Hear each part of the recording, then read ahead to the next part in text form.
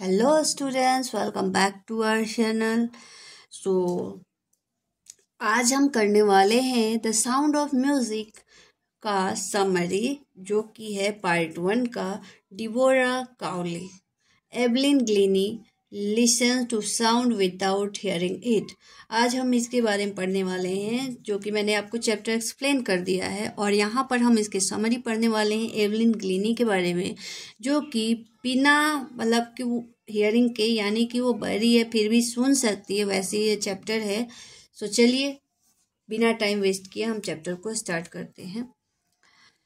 Evelyn Glennie is a multi-percussionist. She can play about 1,000 instruments without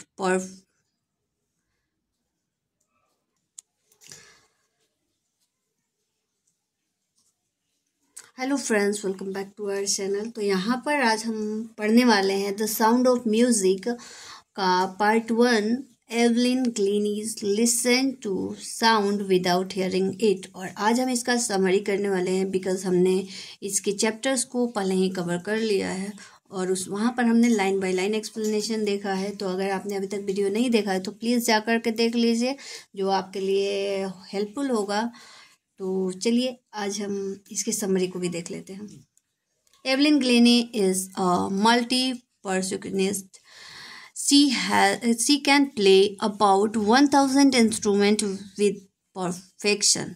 So यहाँ पर इनके परक्यूशनिस्ट के बारे में बता रहा है, साथ के साथ इनके परफेक्टनेस के बारे में बता रहा है कि 1,000 इंस्ट्रूमेंट को ये प्ले कर सकती है। She listen to sound without hearing it. और इनके बारे में जो सबसे बड़ी बात है कि ये साउंड को सुनती है बिना सुने, मीन्स कि ये कान से नहीं सुनती है, फिर भी ये सारे साउंड्स को सुनती है। अब कैसे सुनती है हम जानेंगे।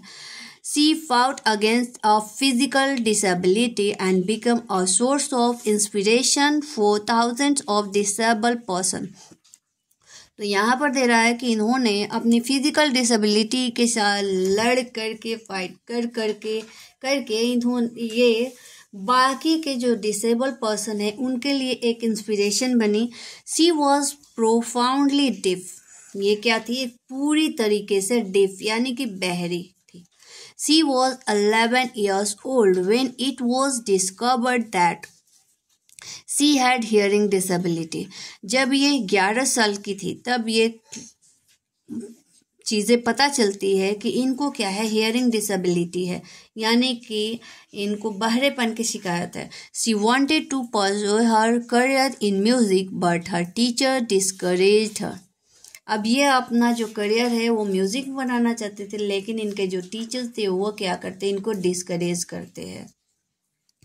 It was Ron Forbes, who recognized her potential and supported her in achieving her goals. और एक टीचर ऐसे होते हैं जिनका नेम होता है रॉन फोर्ब्स, जो कि इनकी पोटेंशियल को पहचानते हैं और इनको सपोर्ट करते हैं इनके गोल को अचीव करने में। He advised her not to listen through her ear but try to sense it in some other way. और वो इनके जो टीचर हों इनको गाइड करते हैं कि देखो, आप कान से नहीं सुन सकते, आप बढ़ रहे हो तो आप उसको कान से नहीं सुनो, आप बॉडी के अदर पार्ट्स, बाकी पार्ट्स में इसको सेंस करो, इसको महसूस करो।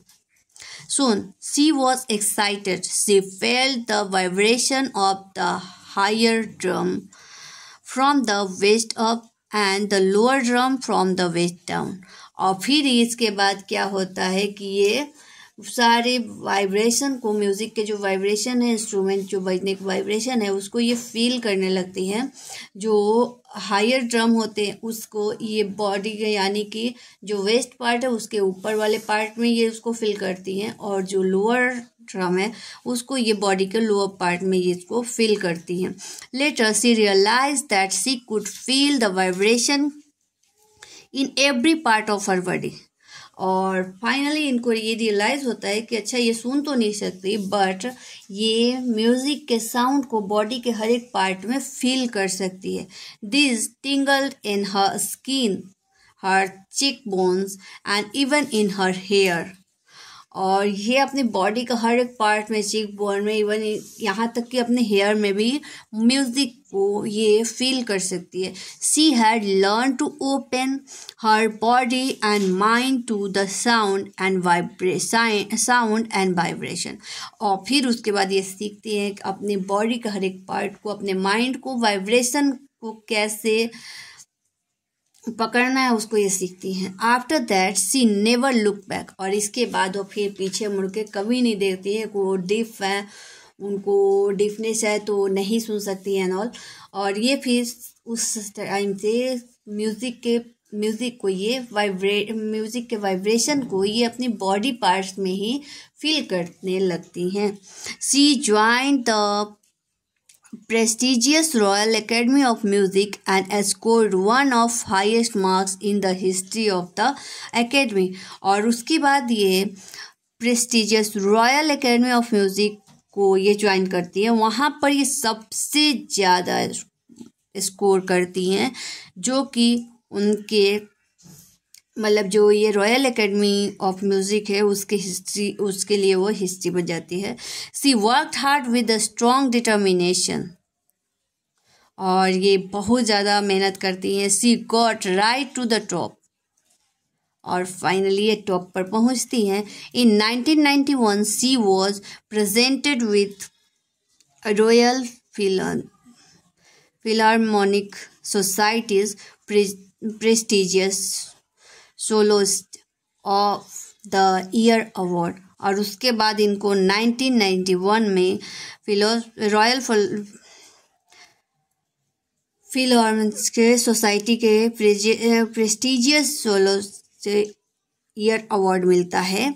Apart from the regular concert, Evelyn gives free concerts in prisons and hospitals. उसके बाद ये डोनेशन करना स्टार्ट करते हैं. She is shining inspiration for deaf children. और ये जो डिफ चिल्ड्रन हैं उनके लिए ये क्या होती हैं, एक इंस्पिरेशन बनती हैं कि अगर ये कर सकती हैं देन कोई भी कर सकता है. बस आपको डिटर्मिनेशन की ज़रूरत होती है. She has accomplished more than most people twice of her age. She has और नेम इन ऑर्केस्ट्रा. उसके बाद ये ऑर्केस्ट्रा में नेम घुमाती. She has inspired those who are handicapped and made them believe that if Evelyn could do that they too can. और फिर उसके बाद ये इंस्पिरेशन बनती हैं हैंडीकैप्टेड जो पीपल हैं उनके लिए, कि अगर एवलिन में भी इतने ये जो फिज़िकल डिसेबिलिटी है यानी कि जो डिफनेस है, उसके बाद जब एवलिन इतनी सक्सेस को, अपने गोल को अचीव कर सकती है देन कोई भी कर सकता है. और ये बाकी लोगों के लिए मोटिवेशन की पार्ट बनती है. और यहाँ पर होता है हमारा ये चैप्टर का समरी समाप्त. तो अगेन अगर आपके लिए वीडियो हेल्पफुल रहता है, समझ में आती है, तो चैनल को सब्सक्राइब, वीडियो को लाइक एंड शेयर करना बिल्कुल भी ना भूलें. फिर मिलते हैं एक और नए वीडियो के साथ. तब तक थैंक यू, बाय बाय.